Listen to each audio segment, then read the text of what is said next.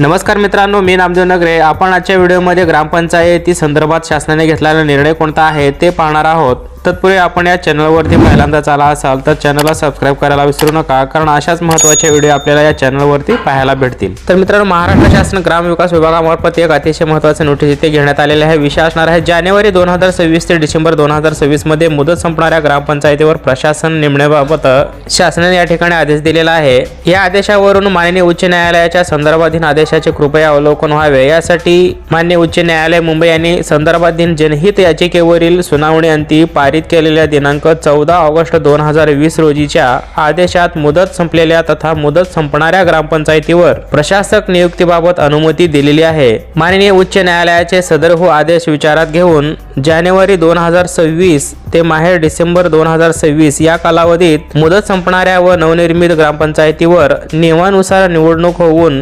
ग्रामपंचायत अस्तित्वात येईपर्यंत नियमानुसार जे काही आहे प्रशासक नियुक्तीबाबत आवश्यक ती कार्यवाही करण्यासाठी येथे शासनाने दक्षता घेतलेली आहे। तसेच सदर कार्यवाही करत असताना माननीय उच्च न्यायालयाचा आव्हान होणार नाही याची देखील दक्षता घेण्यात येणार आहे।